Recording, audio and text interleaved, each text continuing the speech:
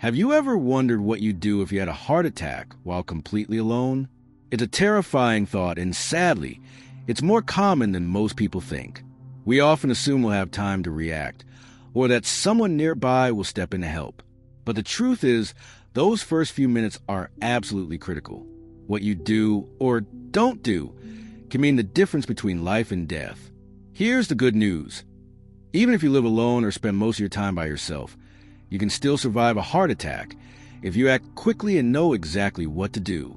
In this video, we're going to walk you through 7 essential steps you need to take the moment a heart attack starts and no one else is around. These aren't complicated medical techniques. They're practical, potentially life-saving actions that anyone can do. You don't need training. You don't need fancy gear. You just need to stay calm and follow these steps. We'll cover everything: how to spot the earliest warning signs, what to take right away, how to ease the load on your heart, and a few small actions that could buy you the exact time you need to get help. Stick with us till the end, because the final steps are the ones most people forget, and they might be the very ones that save your life. Let's get into it. The most important part of surviving a heart attack on your own is being able to recognize it early, and not just in your chest. A lot of people expect that classic crushing chest pain you see in movies, but real heart attacks, they often start with subtle, quiet signs are easy to brush off until it's too late. What should you watch out for? It can feel like pressure, tightness, or a weird squeezing feeling right in the center of your chest, like something heavy is sitting on you, or like cement is slowly filling up inside. It may come and go, which makes it easy to ignore. But if it lasts more than a few minutes or keeps returning, don't ignore it. You might also feel short of breath, even if there's no chest pain, like you just walked up a flight of stairs, even though you're sitting still. Pain can also show up in your arm, shoulder, neck, jaw, or even your back or stomach, especially in older adults or women. Some people feel lightheaded, break into a cold sweat, feel nauseous, or suddenly dizzy. And yes, it's possible to feel these things without any chest pain at all. Let's look at an example. Doug, 74, was sitting at his kitchen table when he felt a strange tightness under his collarbone, almost like acid reflux. But then he noticed he couldn't catch his breath. His hands started sweating. He remembered hearing somewhere that heart attacks don't always come with chest pain. So he took it seriously, and that decision may have saved his life. Your body whispers before it screams. And those quiet whispers, that's your only window to act before real damage begins. If you're waiting for dramatic chest-clutching pain, you might wait too long. So next time something feels off, especially if there's pressure, shortness of breath, or weird fatigue, stop everything. Don't try to push through. Don't tell yourself it's just gas. Take it seriously, because your life might depend on it. Once you even suspect something might be wrong with your heart, don't wait. Don't try to convince yourself to see how it feels in 10 minutes. Call emergency services right away. That call could be the single most important decision you make. Even if you're not 100% sure, it's better to be safe.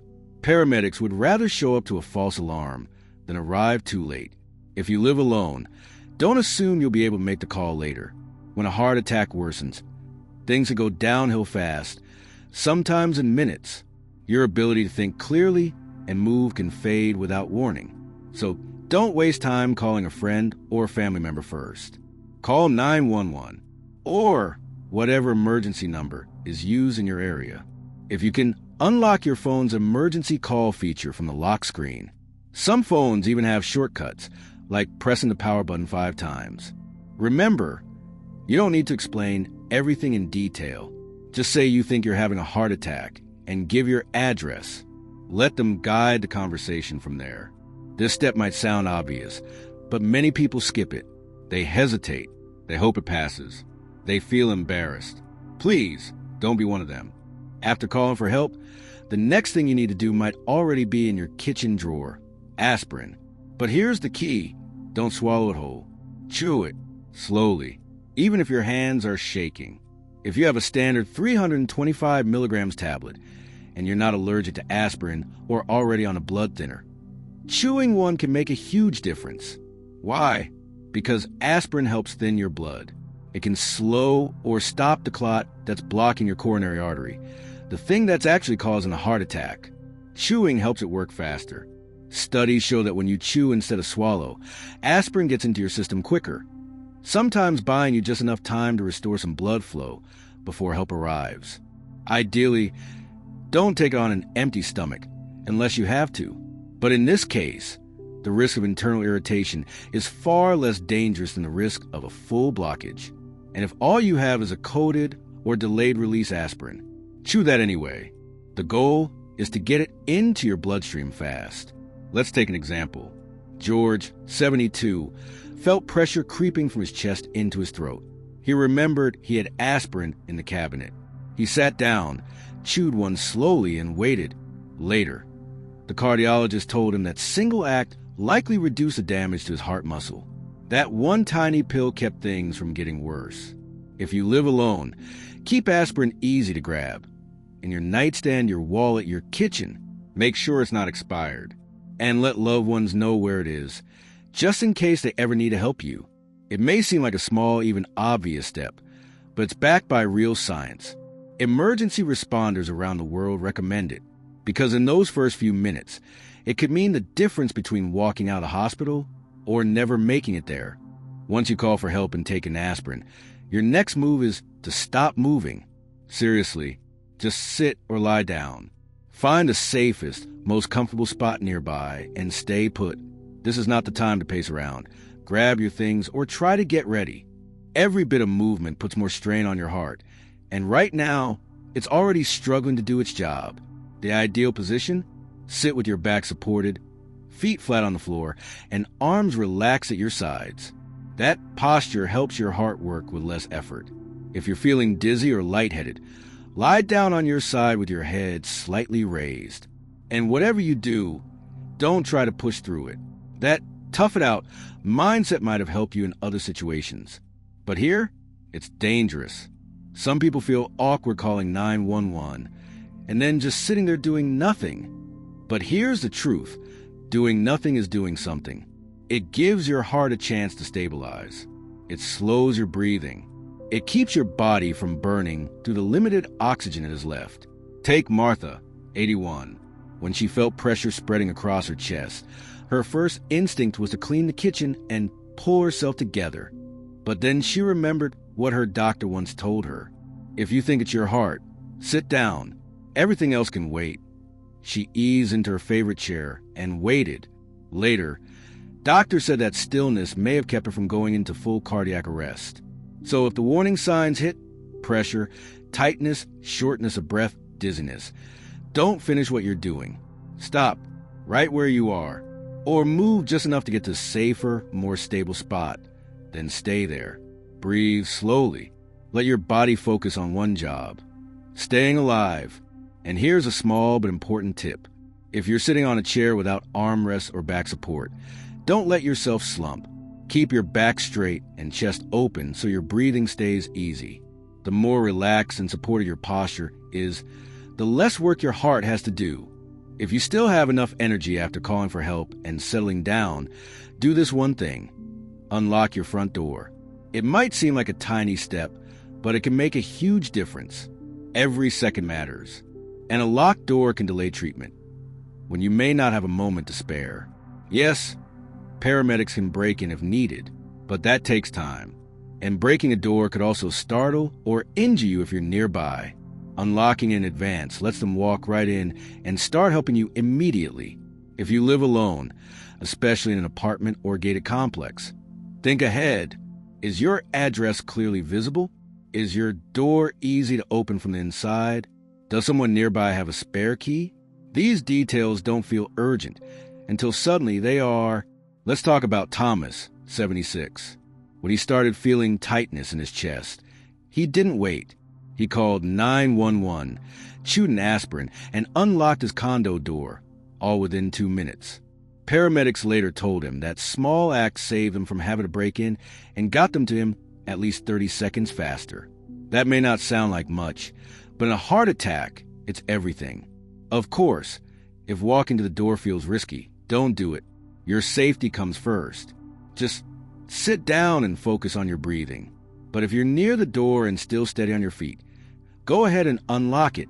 You might also want to consider a smart lock with remote access or a lockbox with a spare key, especially if you live alone or have mobility issues.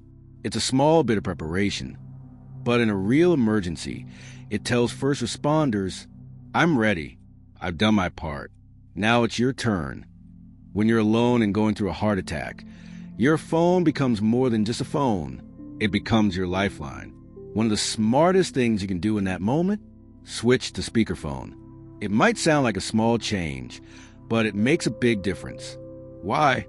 Because it frees up your hands, so you're not straining to hold the phone to your ear while struggling to breathe. It also lets you focus on staying calm, sitting still, and doing what the dispatcher tells you. Plus, if you start to feel weak or can't speak clearly, they can still hear what's happening in the background, your breathing, movement, or any sound that signal how you're doing. And there's something else your phone can do: speak for you when you can't. Every smartphone today has a feature called medical ID or emergency information. On iPhones, you can access it straight from the lock screen. Most Android phones have something similar. It stores crucial info: your name, medical conditions, medications, allergies, and emergency contacts. So if you pass out before help arrives, paramedics can still see what they need to know without having to unlock your phone or guess what might be wrong. Take Linda, 79. She fainted just minutes before the ambulance reached her, but thanks to her medical ID, paramedics knew right away that she was diabetic and allergic to penicillin. That helped them avoid giving her something that could have made things worse. And it also let them call her daughter, who was listed as her emergency contact. Setting this up takes maybe 5 minutes, and it could save your life. Just open your Health or Settings app and enter the basics: your name, birth date, conditions, meds, allergies, and at least one emergency contact. This isn't just for tech-savvy folks. It's for anyone who might need help when they can't speak for themselves. So, if you feel that first wave of symptoms coming on, use speakerphone. Stay connected. Let the calm voice on the other end guide you through those terrifying minutes. And if something happens before help arrives, your phone might still speak for you when you can't.